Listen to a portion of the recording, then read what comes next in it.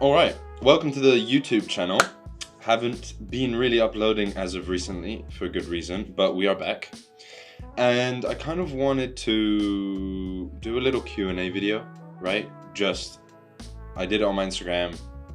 Everyone asked a few questions. I picked like my favorite 10, whatever, questions. And we're just gonna, answer them for you guys, right? Because obviously high ticket closing, high ticket sales as a whole, right? If you don't know what it is, it's an industry where you sell services, in particularly info products, or for marketing agencies or different kind of agencies. You basically sell a service from businesses to businesses or businesses to customers, right? And the price point is anything really over $1,000, right? So that's what the industry really is. And this is how I made pretty much my money in the online space. And now I'm privileged and lucky enough to be able to coach a bunch of guys and women.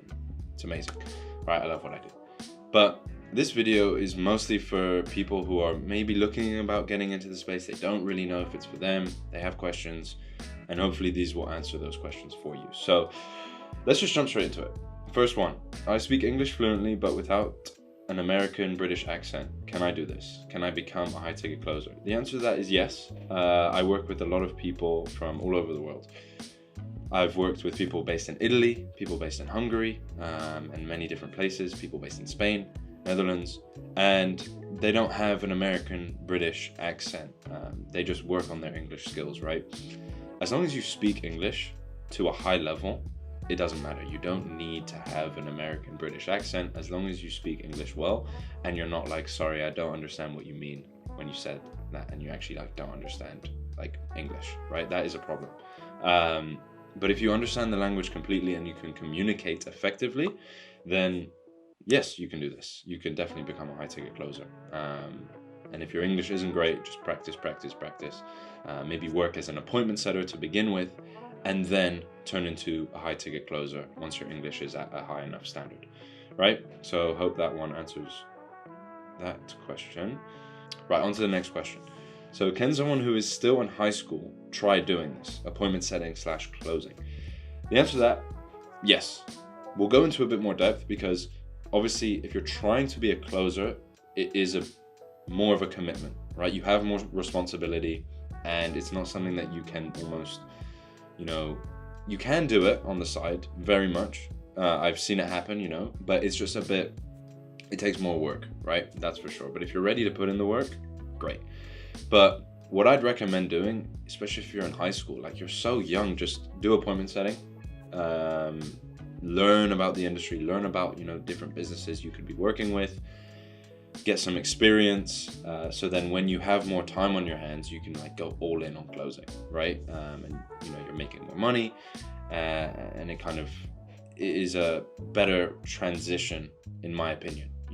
Being an appointment setter and then being a closer, transitioning, especially if you don't have any sales experience, it's a very normal transition for a lot of people to make. So what I'd say to simply answer this is yes, you can do this if you are in high school. I actually believe we have a couple clients in high school, one in Ireland and one in the US, and both of them are doing appointment setting right now, and they're making money doing so it's great.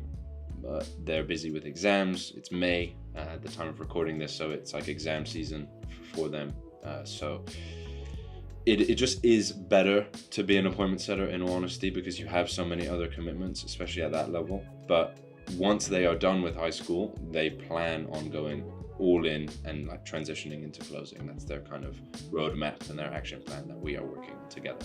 So I hope that makes sense. Any questions you guys have that kind of come from this video, or any more clarity you want on things, feel free to drop a comment. More than happy to answer. How difficult is it to land a job as an appointment setter / closer? It's not difficult, but it's simple. At the end of the day, you can contact so many business owners, you can network with so many different people in the industry on a daily basis. And if you are doing, let's say, 30 messages to new people, and of those people you have business owners, you have people actually already in the industry, like some closers or appointment setters that you're kind of networking with and understanding how they kind of landed their positions, right? if you are doing that every single day for like 2 months, let's say, right? That's 30 times 60, right? You are doing 1,200 messages to new people over that time. You will 1000% land a role, a good role at that. Especially if you know what you're looking for in terms of, good businesses, and you're actually making sure to qualify the people you are working with rather than just working for anyone that gives you the chance, right? Because as much as there is a lot of room for appointment setters and closers in this industry, there's also a lot of crappy offers, right? There's so many businesses who have no idea what they're doing, and they're making probably 10K a month. That's great for a business owner, but if you're a closer, okay, 10% of 10K a month, you're making 1K. It's not that great. So yeah, that's what I would say. You want to be working for top quality businesses who actually know what they're doing and who are at least doing 100K a month. That's kind of the aim you want to be doing, if that makes sense. I would like to work as a remote closer, but I don't have social media, only LinkedIn. Is this a problem? No, it's not a problem, but I don't understand why you don't have social media, right? Just get it. At the end of the day, having social media is a great tool, especially in the world we live in today. I think if you leverage a personal brand, you can see a lot of success. But if that's not what you want to be doing, if you don't really want to be putting yourself out there, you don't have to. But genuinely, what's wrong with making an Instagram account, having a profile picture, little bio, couple posts about yourself and your life? Like, at the end of the day, the world is kind of pivoting towards a digital era where there's a lot of room to actually see a lot of success, especially if you are leveraging these things. And you, like I said, you don't have to be doing the full personal brand thing, posting posts and reels and TikTok and whatever. You don't have to do that if you don't want it. If you don't want to do that, don't do it. But if you want to just basically make the most out of landing positions and becoming a remote closer, then I would definitely just recommend suck it up and just get social media. Do you think there are companies that would hire me as an appointment setter even though I would only be able to work 2 hours a day? Some of you really have to work on your typing. Yes, to put it simply, yes. I think, look, you have two different roles as an appointment setter. You have a DM, appointment setter, and you have a dialer, right? The difference is in the name. As a dialer, you're dialing, you're on the phone. But as a DM setter, you're doing it on the DMs. DMing, it's one of those things because it's continuously throughout the day. It's a bit more time consuming, I guess, and it requires a bit more of your time.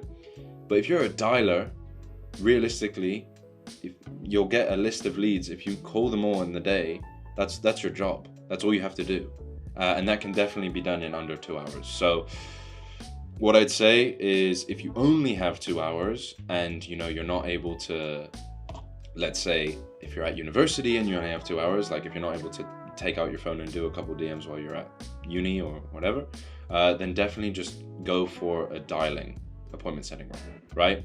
It's the best kind of position for you. Also, you'll get so much experience because you face more rejection, I guess. It just feels a bit more real when you get that rejection. Rejection is a huge part of sales. What I'd say is, if you are looking to get into sales, try to get as much rejection as possible on a regular basis. It will do a lot for you, genuinely, because it genuinely just, I don't know how to exactly word it, but a lot of people entering this space think, it's going to be sunshine and rainbows. Truth is, sales is a cutthroat industry. You face a lot of rejection. Try and face as much rejection as possible, even if you aren't on a sales role yet. And this could simply be by asking some random stranger, hey, can I drive your car, right? Silly things like that. Them just saying no, putting yourself in uncomfortable situations, dealing with rejection. It might sound silly, but trust me, it will do a lot for you. Right, are appointment setters commission only? Yes. Appointment setters, the way they make money is you'll set the appointment for the closer. If the closer closes the deal, then you receive a commission. It's that simple. The caveat to that is, if you're an appointment setter and you set a bunch of meetings and the closer is useless, then it kind of affects how much money you're making. There are some appointment setting roles that do have base pay. For example, $1,000 a month base pay, and then you get 5% commission on all the deals closed, just for a little bit more security in the job. But yeah, it usually is commission only. And yeah, it's that simple. Would you rather recommend me to become a high-ticket closer now and maybe after 2 years create an SMMA, or should I directly jump into the agency space? Great question.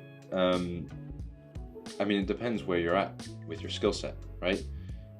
If you are level 0, don't start an SMMA. One, it's incredibly competitive. No matter what niche you do, no matter where you start, it is so competitive. The likes of Jordan Plahan and Iman Gadji, if you don't know who they are, check them out. I'm sure a lot of you do know who they are, but they have made it such a big boom, right? And there's so many agencies being made on a daily basis, which is great for closers and salespeople, because all those agencies need setters and they need closers. But like I said, if you have zero experience and you don't really know what you're doing, then I just recommend being a closer. Start learning sales. And the beauty about closing is you work so closely with the business owner that you learn a lot about the ins and outs of a business, how it operates, the marketing. You work very closely with the marketing department, because at the end of the day, marketing's job is to bring leads, and sales' job is basically to convert those leads into cash. So you work very closely with business owners, and you will learn a lot about the business while improving your capital, right? So if you have zero clue on what you want to do, I wouldn't recommend starting an agency. I'd recommend learning sales, becoming a closer, or even appointment setter. So yeah, where did you learn closing? Great question. My first sales job was when I was around 15, 16 in retail. Then I did a bit of drop shipping, but that's not really sales related. I guess you can call it sales, up to you. I personally wouldn't. And then I got a lot of sales experience in real estate, right? I was in London. I got a real estate internship. That was amazing for me. I learned so much about sales, and it also made me realize that I didn't want to be working a 9-to-5 office job. I did not want it. The corporate life is not for me whatsoever. And so, yeah, from that point, I realized I loved sales. I loved the industry, and I wanted to kind of see how I could do sales on my own terms, because I already knew what dropshipping was like and what making money online was like, and I already kind of had the love for it, but I didn't enjoy dropshipping, so that's why I stopped. And it's funny, the question earlier, I nearly started an SMMA, but I didn't. I learned sales instead, right? I can only tell you from my experience and from what I've done in my life that, in my opinion, it's the best decision I made. I think I would have completely flopped with an agency, and I got into sales instead. And yeah, I worked as an appointment setter for many different offers. I worked as a closer for many different offers. We're talking fitness, solar, marketing agencies, and most importantly, financial industries. That's where I made a lot of my money as a closer. And then I started this, and that kind of brings us here. So yeah, I hope that answers your question. What are some of the best resources for learning and developing high ticket closing skills, right? So YouTube, you have great people, Grant Cardone, Ty Lopez, who else? I think Tony Robbins might have some sales stuff as well. Dan Locke has some good sales stuff. Jeremy Minor has a lot of good YouTube content. There's a bunch, literally on YouTube. You can type in sales training, you'll find a bunch. Alex Hormozy, that's another great one. In terms of books, how to win friends and influence people, that's a good one. Persuasion, that's another good one. Influence, those three are very good. And of course, the way, in terms of best resources, in my opinion, right, if you have the capital, invest in a mentor, right? Mentor, maybe not mentor, but a coach. Someone who has done what you want to do and who has achieved it, basically, learn from them. That's the best advice I can give you. Whether you want to do SMMA, copywriting, whatever. Wouldn't recommend copywriting, I think it's a joke, but whatever you want to do in this online space, I would really recommend learning from someone who has done it before. Learn from someone who has made the mistakes. Learn from someone who you can actually ask questions to when you are lost and stuck, because it's so valuable and it cuts the time to results tenfold, right? So I'd really recommend doing that. But obviously, if you don't have the budget for that, utilize YouTube, books, free resources, and yeah, just go crazy with that. What kind of products can you sell? Another great question. I kind of touched on this earlier, right? Info products is huge, right? So these are like coaches. Basically, think of people like Gregor Gallagher, Seb Georgiou, I think you say his name, Jordan Welch, Iman Gadji. These kind of people sell info products, right? They sell products that are informational. They teach and educate people, right? Those are really good. You can also sell for consultants, for coaches, and you can literally sell any service, right? It's mostly service-based in this online space. It's not really products. You're not selling a car, you're not selling a house, you're selling a service, a tangible service that kind of gives a result. Marketing agencies, things like that. Do I have to quit my job to do this? No, you don't. Everyone talks about burning the boats, going all in. The truth is, you don't have to do that. People will tell you to burn the boats and to basically just go all in. As much as, you can see a lot of success doing that. I wouldn't recommend it for everyone. It depends who you are as a person. People deal with things differently. We are all different. So what I would say is you can definitely do this on the side of your job. The beauty of this online space is it's all through your laptop, and you can literally leverage the entire world. So all the time zones, right? So you can be in Australia and you can be selling in Europe to European people. Most of my kind of high ticket closing career worked with US and Canadian based businesses, right? People in Pacific time, people in Eastern time. And basically I'd speak to a lot of Americans on a regular basis. But at the same time, if I didn't want to, I could literally say to my business owner, like, hey, why don't you run ads in the UK? And, they did eventually when I did ask, and it just made my life a bit easier. But for example, the reason I'm giving this example is because let's say you work from 9 to 5, right? After that, there's a time zone there where they're awake and it's the business hours when it's your like 6, 7 p.m., right? And you can take a few calls at that time. As long as you're willing to kind of put in the work, you can definitely do it on the side. You don't have to burn the boats, as they will say. And final question, do I need previous sales experience? No, you do not. It helps, definitely. I'd be lying if I said it didn't. It's great to say, for example, I've been in door-to-door sales. I've had this experience. I've been doing corporate sales for this long, right? It gives you, it puts you a bit more on a pedestal, right? It gives you an advantage. But to say you need previous experience, no, you don't. 90% of the people I work with have zero sales experience previously. And it's funny because, for example, the two people who actually got the fastest commissions, none of them did sales before. And yeah, from the day they joined, no sales experience, to 3 weeks later getting their first commission check and their first sale. They had no sales experience. And sales is just something you can learn. It's a skill, right? You just have to practice and be at it all the time. And that's why, like I said earlier, having someone to learn from is so great, because like I said, it makes that time to result, it cuts it so much, right? So when you have questions about, oh, I noticed in this sales call I didn't do that well, like what can I improve? You actually can get an answer from someone rather than having to try and figure it out all for yourself, right? And that's not to say you can't do it all on your own, but what I am saying, like I said, time to result, you can cut that tenfold. And that's it for this video. No more questions. I could have got more, but in all honesty, the rest of them were basically the same. I thought these were the best. But guys, if you do have questions, and if you did enjoy this video, let me know. I'd love to see it in the comments, because yeah, at the end of the day, I want to basically provide as much value to all of you guys watching as possible. That's my aim here, and I kind of want to be, you know, produce and provide content that I didn't have when I was getting into this space. So yeah, any questions you guys have, any video ideas, or maybe any videos you guys want me to cover, feel free to request them in the comment section. But yeah guys, hope you have a great day, and I'll see you next time.